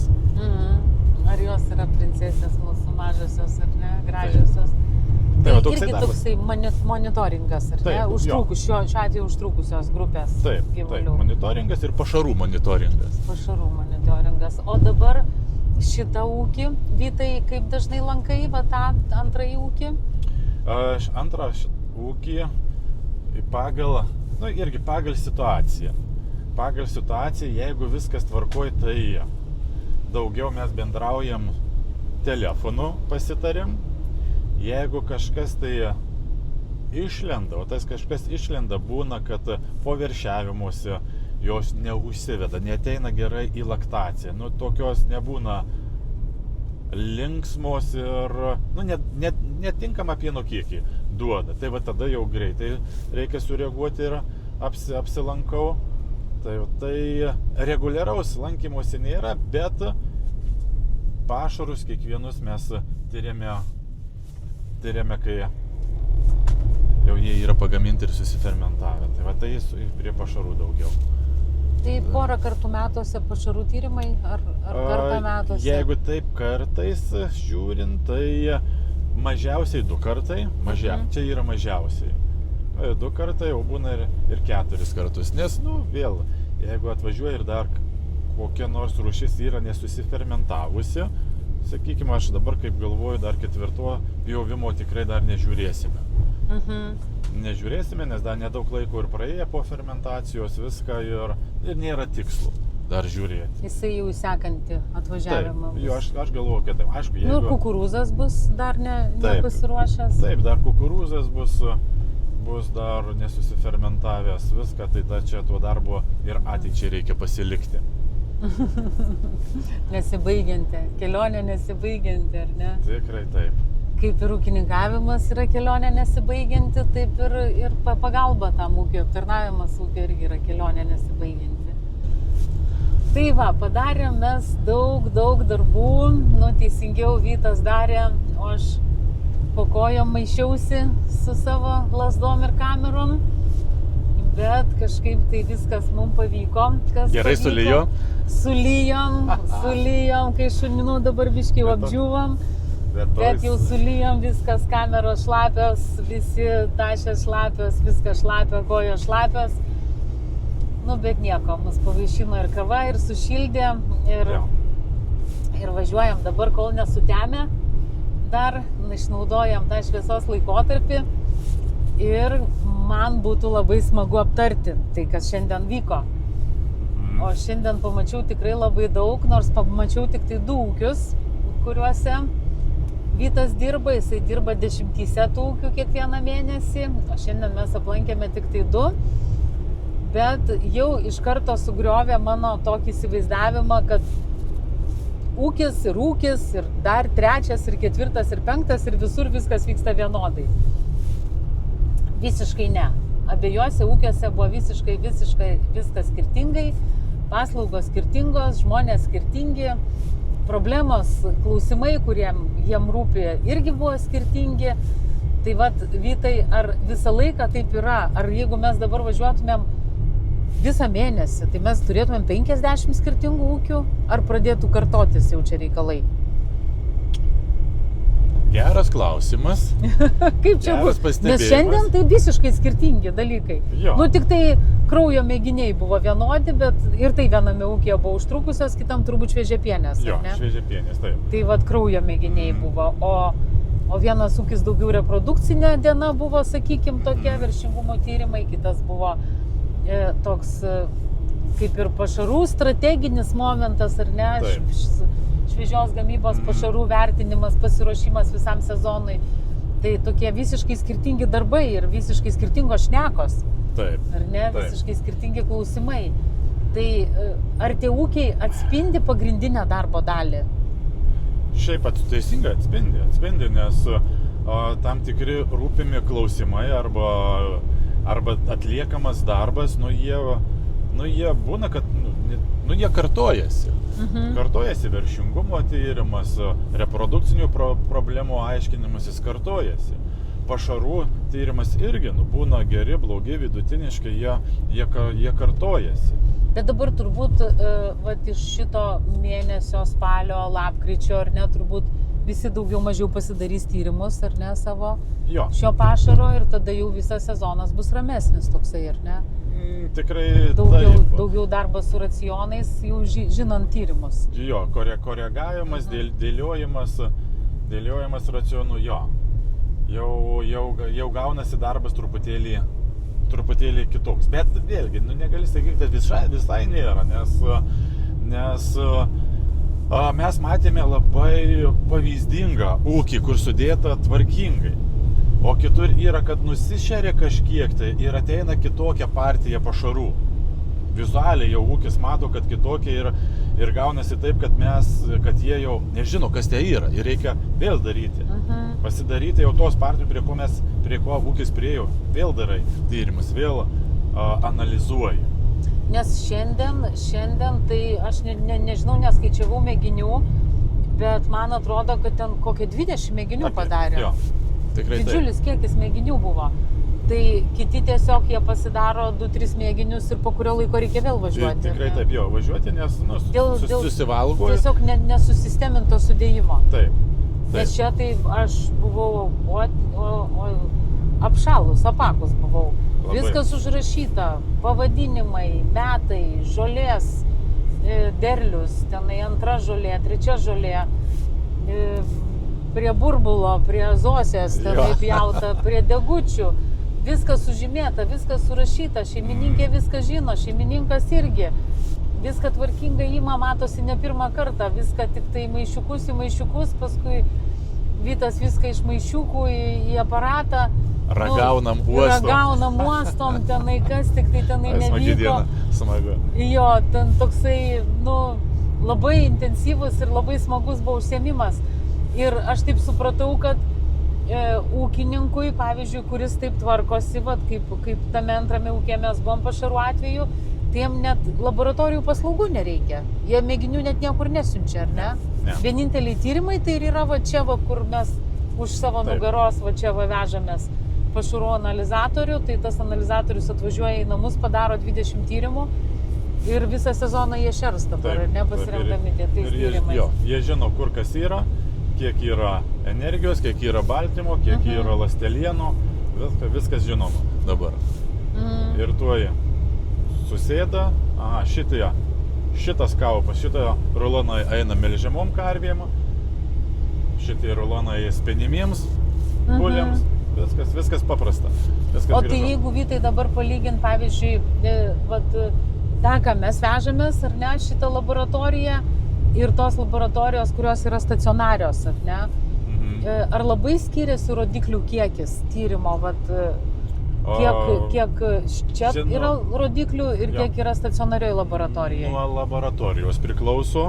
Yra, kurie paskaičiuoja, ištiria jo labai daug rodiklių, daug analizių padaro, daug tokių įžvalgų apie tą tyriamą pašarą.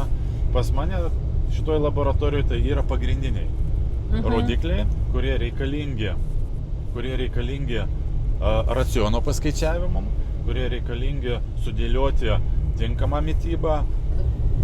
Ką va čia vežamės su savim, praktiškai tam darbui kasdieniam, nemoksliniam, bet tokiam gamybiniam darbui to pakanka. Pilnai pakanka. Pilnai pakanka. Ir kuom gerai, sakykime, tas gyvas ištyrimas, vietų ištyrimas, nes tikrai būna tokių situacijų, ištiri ir matai, kad pagal ūkininko pasakymą turėtų būti kitaip. Nueini paimi mėginį vėl. Nueini kitą paimti mėginį, kad, sako, čia turi būti, kaip pavyzdys, dobilo. Žiūrai į tą, kas yra išgręžta, kas yra mėginukas, dobilo nesimato. Pagal rodiklius, kas ant čekučių atspausdinta, irgi nedobilo pašo, nesimato. Reiškia, gal tas rulonas, kaip tyčia papuolė iš tos vietos, kur nebuvo to dobilo. Gal kraštas, gal kokia loma, gal dar kažkas, nebuvo to dobilo. Gerai, viskas, einam kitą pasižiūrėti, prasigrėžiam, užsiklijuojam, viskas ramu. Va, ant to papuolė jo. Va tas pagal ūkininko pasakymą, va, čia yra tas laukas. Gavosi kaip priklauso. O dabar va šitą skylė, ar ne, mes šiandien darėm, kaip aš sakau, mažiausiai kokie 20 mėginių ir palikom rulonuose mažiausiai 20 skylių. Taip. Ar ne, ir mačiau, kai kurios rulonus ūkininkai ruošiasi iš karto sušerti, kitos jie klijuoja. Ar va tas išgrįžimas ir užklijavimas, jisai viskas yra okei, mes nesugadinom tų rulonų? Šiaip aš visą laiką sakau, jeigu yra galimybė, sušerkime. Sušerkime, nes tai vis tiek papuolė oro, papuolė deguonies, toje vietoje tikrai prasidės gyvybė, prasidės antrinė fermentacija. Jeigu, čia dar priklauso nuo to rulono, nuo fermentacijos, nuo to fermentacinio rodiklio. Jeigu jisai stabilus, tai nieko baisaus, bet jeigu fermentacinis rodiklis mažesnis, jisai nėra ta fermentacija stabili, tai toj vietoj gali prasidėti gedimo procesai. Galėjimosi, gedimo procesas, ir neapsaugosi negu už tuo suklijavimu.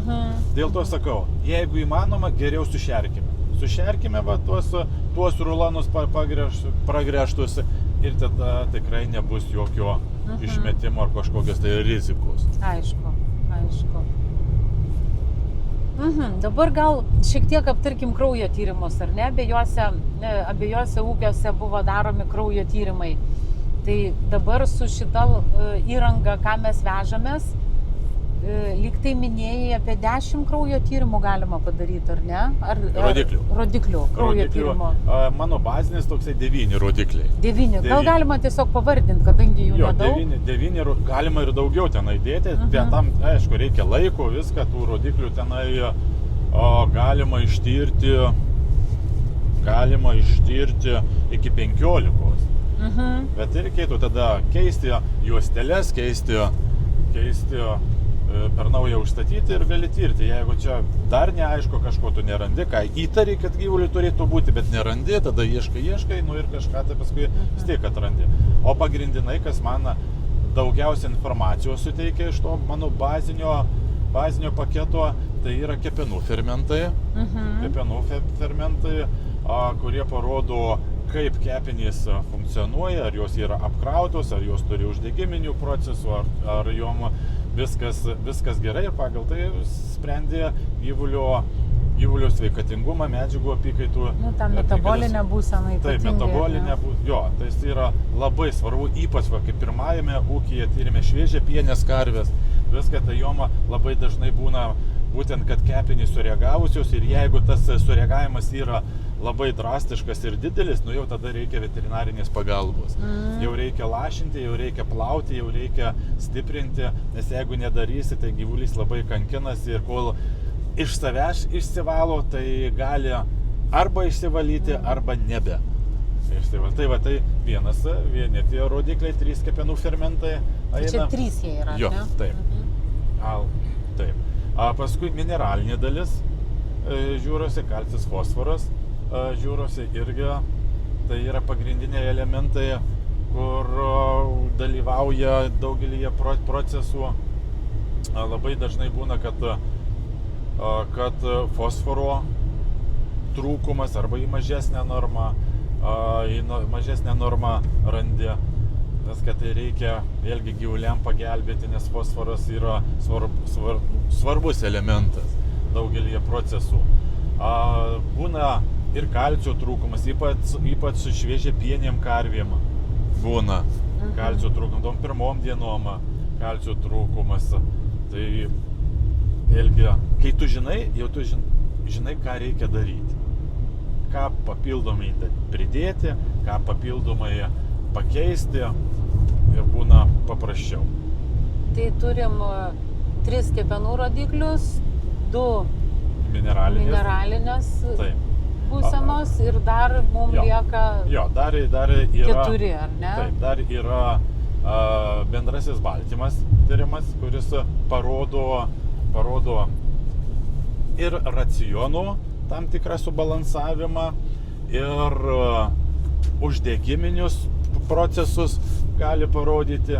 Irgi tai yra svarbus rodiklis, kur iš to komplekso, ką tu matai, galima įtarti tam tikrus susirgimus. Susirgimus arba raciono nesubalansavimą galima įtarti. Toliau yra rodiklis, kuris rodo organizmo toksikozės, intoksikacijas, apsinuodijimus, taip. Tai pagal tą irgi, ypač vėlgi šitas rodiklis svarbus šviežiapienėm karvėm, užtrūkusiom karvėm, prieš veršiavimas svarbu.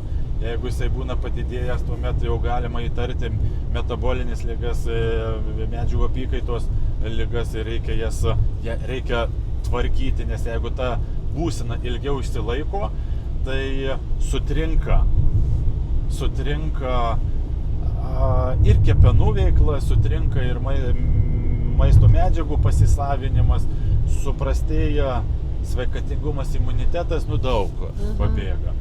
Ir jeigu tas bendrasis bilirubinas, jisai ilgai cirkuliuojantis kraujyje, vėlgi suriša tam tikras medžiagas, neleidžia gerosiom medžiagom, amino rūgštim cirkuliuoti, toks negeras dalykas. Irgi daug pasakantis bendrasis rodiklis, ne? Taip. Tai jį paskui reikia tvarkyti. Ir jeigu jau didelis būna, tai be veterinaro pagalbos vėlgi nelabai išeina padaryti.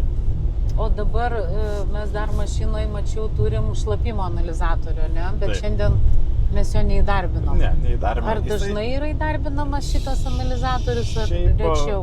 Aš rečiau jį naudoju. Man geriau patinka kraujo tyrimas. Greičiau, nes pas karvę šlapimą, vėlgi, kai yra laiko, tai geri žaisti, tenai masažuoti viską, arba tenai paprašai ūkininko, kad pagaudinėtų šlapimo. Tokia į darbo specifika atsiranda. Pirmajame ūkyje, kai buvom, tai ūkininkė labai džiaugiasi, kad tu ją išmokė imti kraują. Taip. Ir pačiai nusistatyti kažkokius tai parametrus, ar ne? Aš tada nelabai turėjau laiko pasigilinti į tą temą, bet vis taip, palikau savo už ausies užkištą tą klausimą, sakiau, kai važiuosim, aš tave paklausiu. Ja. Ką tu ją išmokei ir ką tu tenai įvedei tam ūkyje tikrinti ir kaip visą tai vyksta? Aš jiems parekomendavau, kad jeigu karvei pasidaro kažkas tai vizualiai negero, pasižiūrėti iš kraujo gliukozę ir pasižiūrėti ketoninius kūnų, hidroksibutiratus. Ir kaip tas vyksta? Jinai ima kraują iš uodegos? Iš ten, kur kraujas bėga. Galima iš uodegos, galima iš ausies, viską. Aš jai bandžiau parodyti iš ausies, jei tenai Nu, sunkiau buvo pataikyti viską, tą galvą, bet Bet aš ko išmoko iš odegos. Nu, parodžiau iš uodegos, tenai galima užsimerkus pataikyti, viskas yra tvarko ir viskas. Ir žmogus jau turi duomenį, ar tai cukrus, gliukozė sumažėjus jau reikia gelbėti. Tai jinai kaip pasiema kraują, Ir nuosekliai. Jo, yra aparačiukas toksai. Kaip diabetikų? Viena toksai pat. Iš vaistinės nusiperka. Jo, tikrai taip. Ir ketonam tą patį nusiperka, nes yra su ketonėm juostelėm ir su gliukoziniam. Jo, juostelis. Veterinariniais įmonės prekiauja. Ir veterinarinės įmonės, bet čia ir human medicinoje tas pats. Galima ir tenai nusipirkti, jo. Tai vienodai rodo, vienodai veikia, kraujo lašiukas 10 sekundžių ir turime mes atsakymą. Tai kiek karvės turi būti gliukozė normali? Gliukozė nuo 2,5 iki 3,6. Tokia turi būti, ar ne? Ir su diabetiko aparatu galima nusistatyti. Ir laisvai galima nusistatyti. O ketonų kiek norim, kad būtų, kad iš viso nebūtų? Ne, turi būti. Kiek? Jeigu yra 0,0, jau tada nėra gerai, jau kažkaip gyvuliui viską, o 0,6. Iki 0,6. 0,6. Gerai iki vieneto. Iki vieneto. Jo, paskui 1,1 ir 1,5, 1,5, taip sakykime. Nu, tokia prieš ketozinė būsinė, prieš toks jau turi užsidegti prie tos karvės šauktukas didelis, stebim, kaip jinai ėda pašarą, kokį mėšlą meta, koks pieno kvapas yra, koks apetitas, viską, nu jau toksai, jau stebim tą gyvulį. Jo, padidinto stebėjimo gyvulės. Tai turime mes sustebėti. Tai, žodžiu, tai yra visiškai nesudėtinga pačiam išmokti pasimti kraujo, labai nedaug, ir pačiam išsitirti gliukozę ir ketonus. Tikrai taip. Ir gliukozė yra nuo 2,5 iki 3,6. 2,5, 3,5 nuo 3,6 ir ketonai yra 0,6 vienetas, ar ne? Panašiai yra viskas gerai. Ir čia auksiniai rodikliai yra. Ir su veterinarais, su kolegom bendraujant, viską yra žymiai paprasčiau. Nu, tiesiog tai yra pirmas rodiklis, nes karvė yra šviežiapienė, tai ir jinai gali dažnai atsigulti. Gulinčios karvės sindromas. Dėl ko? Tai gali būti kalcio trūkumas, labai dažnas atvejis. Tu turi omeny, jinai atsigula ir nebeatsikelia. Taip. Nes atsigulti, mes norim, kad karvė atsigultų. Ne, kaip paralyžius. Bet norim, kad ir atsikeltų. Tikrai taip, jo. Taip, tai kodėl jinai atsigulė viską. Tai dažniausiai galvojame, kad tai yra kalcio trūkumas. Nu taip, pirma mintis pieno karštinė, kaip tenai be pavadins. Viską, bet labai dažno atveju karvė atsigula ir kuomet jie yra ketozė. Aha. Jo, ir čia yra labai skirtingi gydymai. Ir tiesiog, kad paneigti tą diagnozę, kad patikslinti diagnozę. Vieno kraujo lašelio ir viską, tu žinai kaip, nes prie ketozės, jeigu mes pumpuosime kalcį, mes karvę numarinsim. Taip, visiškai kita kryptim turi gydymas eiti. Taip, čia yra antiek svarbu, o dabar sakykim, kad nebūtų bandos, nebūtų karvės prasirgusios ar subklinikinė, ar klinikinė ketozė, aš asmeniškai nežinau. Jos visos prasirga. Labiau, mažiau jos prasirga. Ta prasme, ne kiekviena karvė, bet pasimėto tų atvejų bandoje. Taip. Pasimėto tų atvejų bandoje. Daugiau, mažiau. Ir galbūt ir kiekviena karvė tam tikra forma, jinai praeina tą etapą. Praeina tą būseną, rizikos laiką tą praeina. Tikrai taip. Tikrai taip. Bet čia kaip žmonės pasidaro tą tyrimuką paprasčiausiai, kaip smagu, kaip man patinka ir kai jie pasiduoda tai tokiai minčiai, kai tu jam užduodi, kad darykite žmonės. Ūkininkė, tai jinai buvo ne tik tai dėkinga, jinai buvo tiesiog matėsi, kad jinai savimi net didžiuojasi, kad jinai moka, jinai gali, jinai padaro ir jai daug kas aišku pasidaro. Taip. Ir kada jinai gali jau pati pasidaryti ir po to pasiskambinti su kažkuo aptarti, pasakyti kaip papildomus dalykus, kad yra tokia situacija, tą tyrimą dariau, rodo taip ir taip. Tai žmogus jisai tiesiog jaučiasi daug labiau kontroliuojantį situaciją. Taip, jo, tikrai taip, jo, ir kontroliuoja, ir žino, ir kalba ne taip, kad čia karvė guli, karviai kažkas negerai, karvės nuleistos ausys, Aš beviltiškoj situacijai. temperatūra, nu, biškai mažesnė, nu, bet tai čia yra bendri tokie dalykai, o čia jau kaip ateina skaičiukas atitinkamas, laukas smagu yra. O tai dabar, Vytai, žiūrėk, čia toksai vienas iš tokių atvejų, ką galima pasidaryti pačiam ir turėti didelę naudą iš to. Ar yra daugiau tokių dalykų? Vat, pavyzdžiui, nes dabar mes išgyvenam tokį laikotarpį, kad vet gydytojų tas tankis, sakykime, ar ne, labai yra sumažėjęs. ir nėra labai taip labai lengva ir labai paprasta ir nėra jų tiek daug ir visur. Ir jaučiasi, kad irgi pas mus vystosi ta tendencija tokia, ar ne, kad gydytojas greitai taps prabanga ūkyje.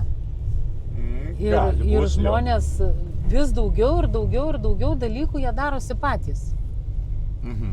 Tai ar yra dar kažkokie tokie dalykai, vat, kaip būtent tas gliukozės ir ketonų tyrimas, kur labai tose kritinėse vietose, nes čia mes turime aiškiai kritinę vietą, ar ne?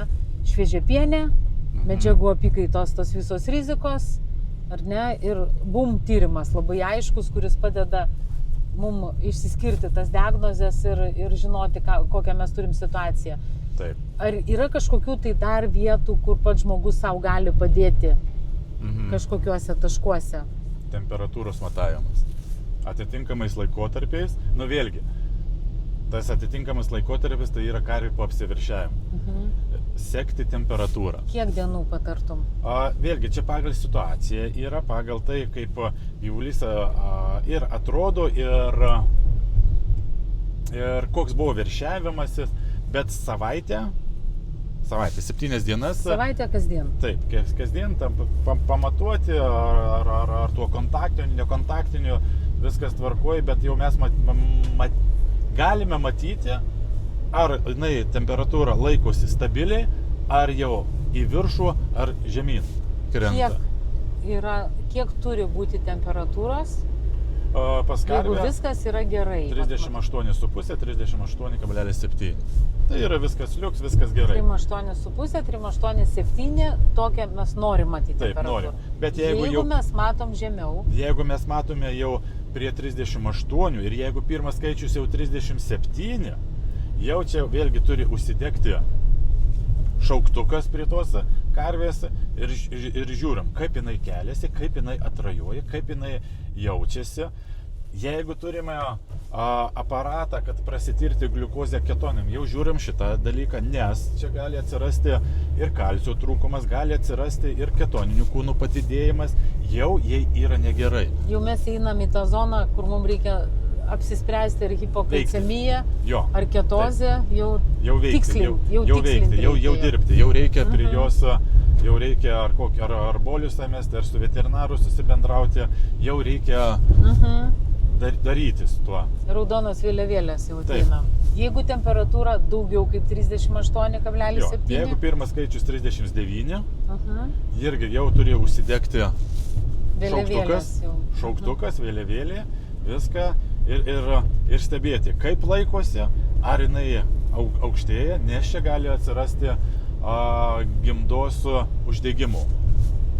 Gimdos uždegimo jau pasiekmė, jau tenai kažkas tenai darosi, o aukšta temperatūra tai gyvulį labai nualina, labai kerta per imunitetą, per sveikatingumą, per apetitą, viską ir paskui gali visos kitos bėdos išlysti būtent tame laikotarpyje, kuomet gyvulis turi didinti pieną, o čia jisai sustoja. Didinime viską. Metritai, mastitai. Ir paskui jau teisingai. Ir mastitas, metritas.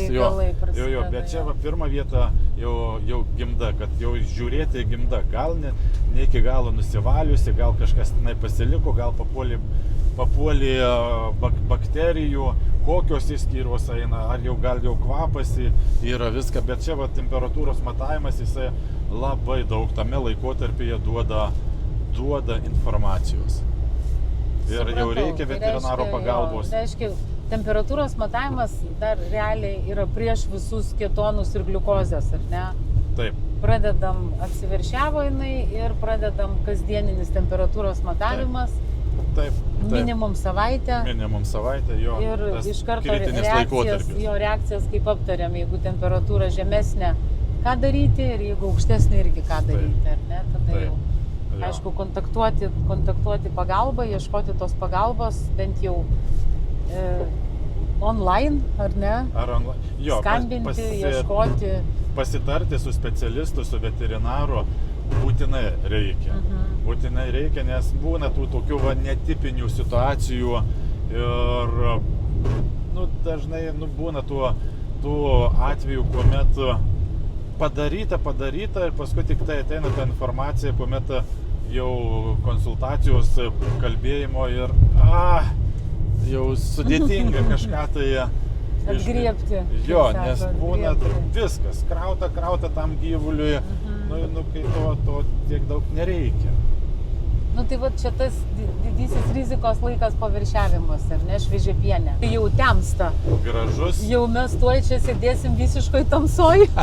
Tai aš manau, kad jau ta tamsa užeina ir aš jau nebenoriu ir Vytui trukdyti vairuoti. Dar čia mums labai nemažai likę ir važiavimo. Tai kažkaip galvoju, kad mums tą šios dienos savo pokalbį, aišku, mes čia galėtumėm dar pliurpti valandas. Bet jau baigėsi šviesa, mes čia ne studijoj, mes automobilyje. Tai Vytai, kuo norėtum baigti šitą mūsų fainą pokalbį? Tokį gyvenimas kelyje, rubrika gyvenimas kelyje, mėšlini žmonės gyvena kelyje. Jo, aš pačios paklausiu, ką mes šiandien pamatėm? Aš nežinau, ką tu pamatėjai. Aš galiu pasakyti, ką pamačiau. Nes tu pamatėjai turbūt daug dalykų, kuriuos matai pastoviai. Ir tu turi tokį testinumą tose ūkiuose. O ką aš pamačiau, aš turbūt pirmą kartą taip realiai suvokiau, apie ką yra tavo darbas. Tu man atrodėjai visą laiką jau mažiau veterinarijos gydytojas, aš taip įsivaizdavau. Galvojau, pažinau Vytą, kai jisai dirbo gamybai, tada jisai buvo veterinarijos gydytojas. O dabar jisai dirba konsultavimo tarnyboje, tai jisai yra konsultantas. Nieko panašaus, žinokit. Jis yra visų pirma, jis yra veterinarijos gydytojas iki kaulų smegenų. Ir daro jisai daug labai reikalingų, naudingų darbų ūkiuose. Mačiau vieną dalyką, ką pamačiau, kad be galo myli jį žmonės, be galo myli, be galo juo tiki.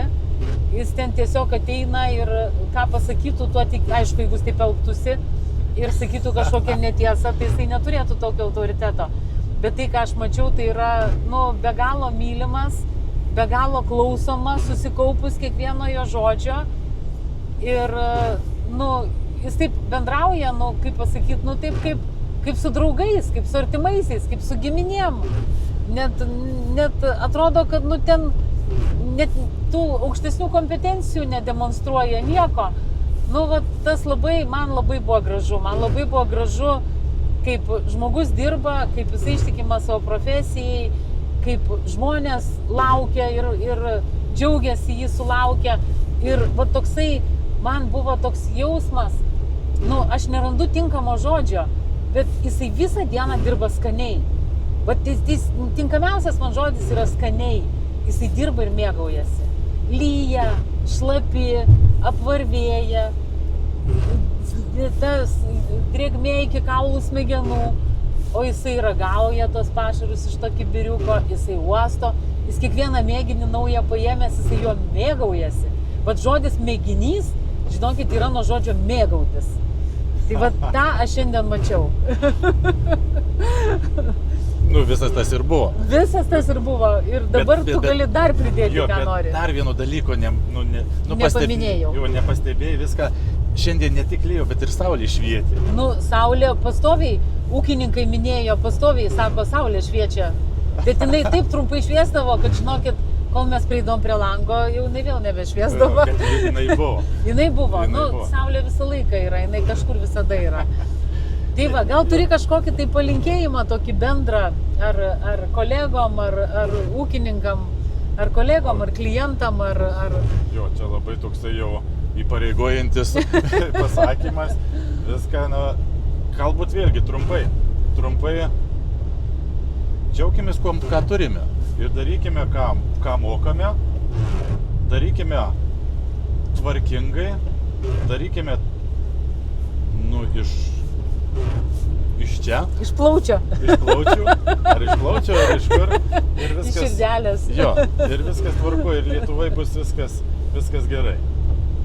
Tai ką, va ta gaida, jau beveik iš Patamsių, atsisveikinam ir saugiai grįžtam namo. Iki kitų kartų. Iki kitų kartų.